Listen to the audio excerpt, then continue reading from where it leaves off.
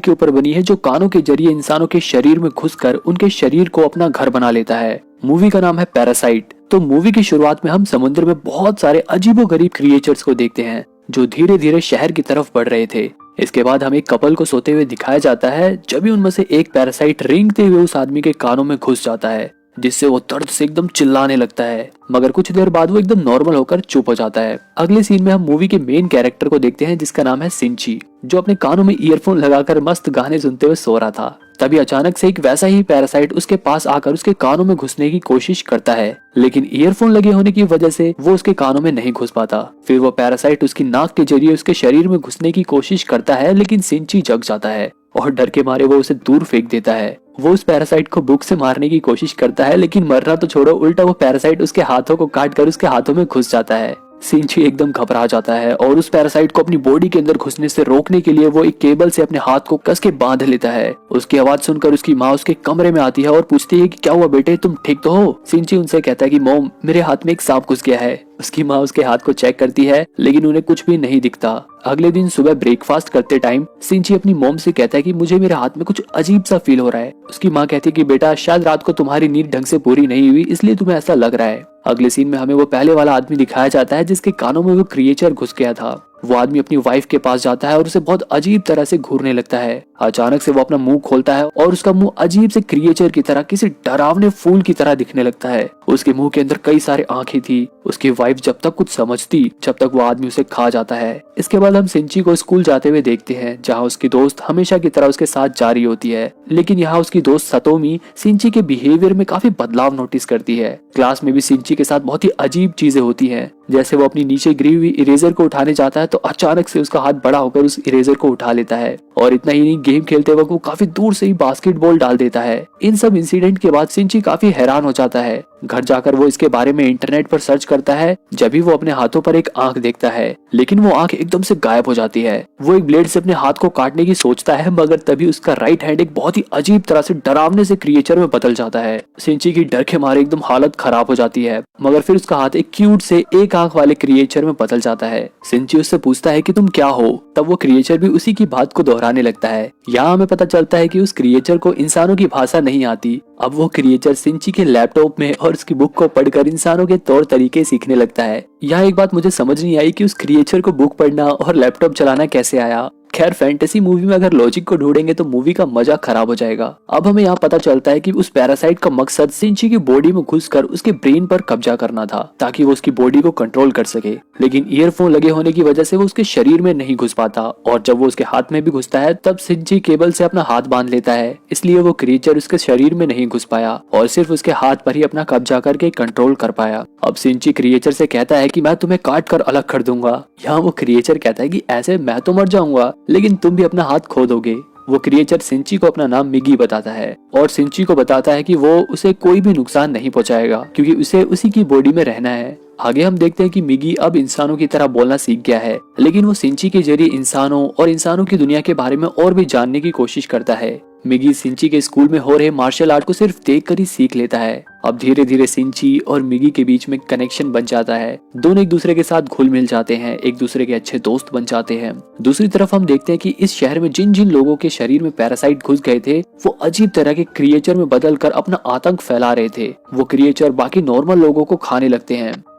एक दिन स्कूल से वापस आते टाइम मिगी सिंची को खींचकर एक रेस्टोरेंट में ले जाता है, क्योंकि उसे महसूस हो रहा था कि आसपास कोई और भी पैरासाइट है। अंदर जाकर सिंची देखता है कि एक पैरासाइट किसी आदमी को मारकर खा रहा था। तभी वो पैरासाइट इन्हें देख लेता है, लेकिन वो उसे अपना दोस्त समझता है, क्योंकि वो भी तो एक पैरासाइट ही है। लेकिन जब उसे ये पता चलता है कि मिगी सिंची के ब्रेन पर कब्जा नहीं कर पाया है, तब वो पैरासाइट सिंची को मारने जाता है। उसका सर भी एक अजीब से क्रिएचर की तरह खुलता है और सिंची के ऊपर हमला करता है, मगर मिगी उसके सर को काटकर सिंची को बचा लेता है, क्योंकि अगर सिंची मरता तो मिगी भी मर जाता। धीरे धीरे शहर में कई सारे लोग गायब हो रहे थे, बहुत सारी लाशें मिल रही थी, लेकिन पुलिस को कोई भी आइडिया नहीं था कि आखिर इतने खतरनाक तरीके से लोगों को मार कौन रहा है। आगे हम सिंची और मिगी को बात करते हुए देखते हैं। सिंची मिगी से कहता है कि उसे उसके साथियों को रोकना होगा, वो ऐसे इंसानों को मार नहीं सकते। इस पर मिगी कहता है कि पैरासाइट का खाना ही इंसान है। जैसे इंसान खाने के लिए जानवरों को मारकर खाते हैं, वैसे ही पैरासाइट भी इंसानों को खाते हैं, क्योंकि इनका खाना ही इंसान है। अगर इंसान अपना पेट भरने के लिए दूसरे जानवरों को मारकर खा सकते हैं, तो हम पैरासाइट सरवाइव करने के लिए इंसानों को क्यों नहीं खा सकते?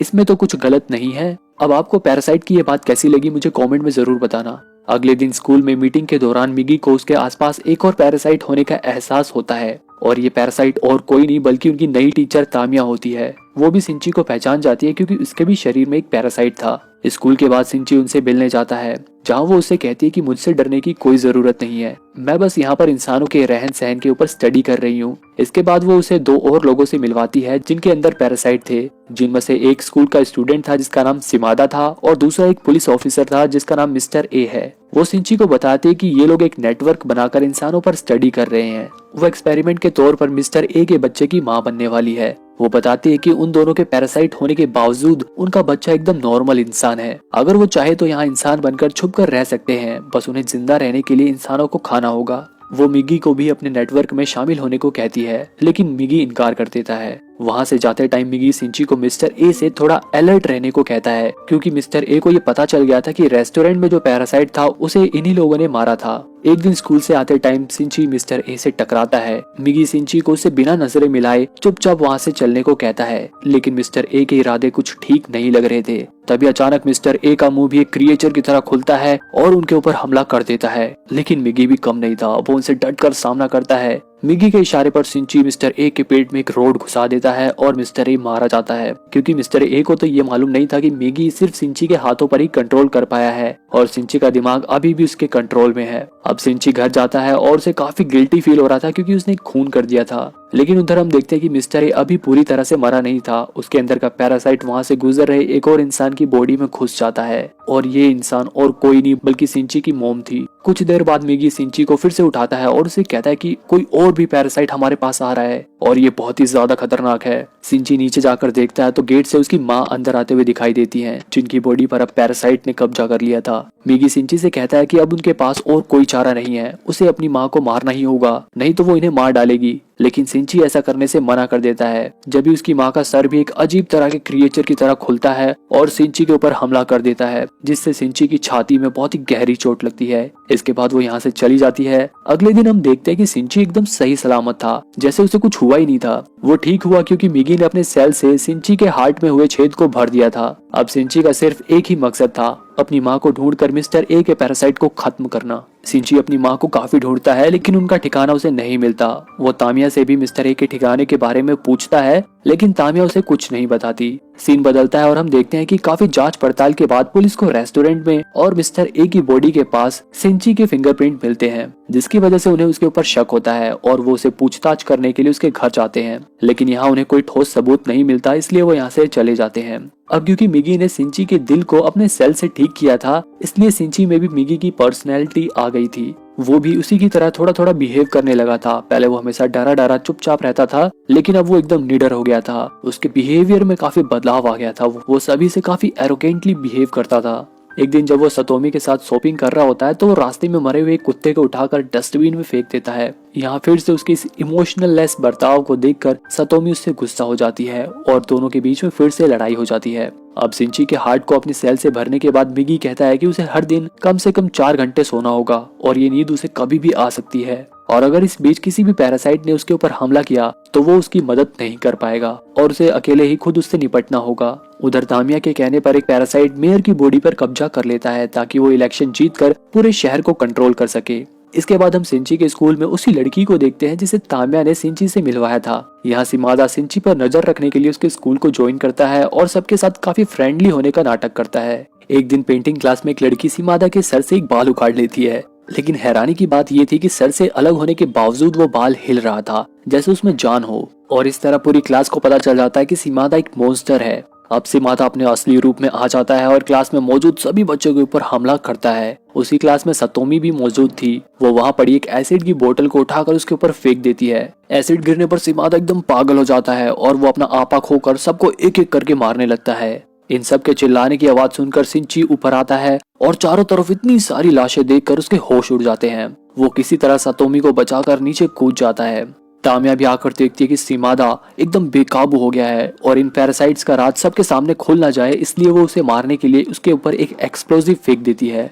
लेकिन एक्सप्लोजिव फटने के बावजूद भी शिमादा जिंदा रहता है और वो स्कूल की छत की तरफ बढ़ता है। पुलिस भी वहां आकर उसके ऊपर गोलियां चलाती है, मगर शिमादा उन्हें भी एक एक करके मार डालता है। इधर सिंची को पता चलता है कि शिमादा स्कूल की छत की तरफ बढ़ रहा है। इसके बाद सिंची भी उसके सामने वाली बिल्डिंग की छत पर चढ़ जाता है और मिगी को एक धनुष बनाकर शिमादा के ऊपर एक रोड से हमला करता है। तीर की तरह वो रोड शिमादा के शरीर से आर पार हो जाती है, जिससे उसकी मौत हो जाती है।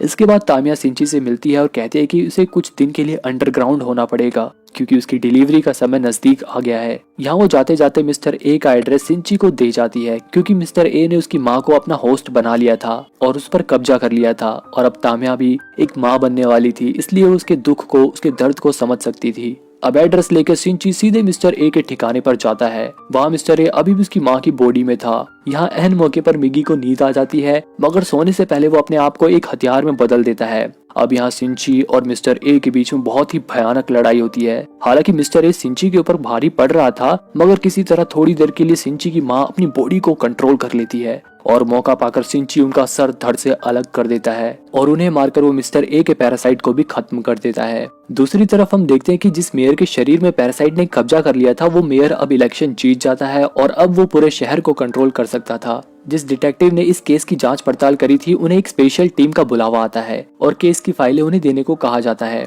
यहाँ इन सभी पैरासाइट्स को मारने के लिए एक मिशन की शुरुआत करी जाती है जिसका नाम था ह्यूमन लाइफ प्रोटेक्शन।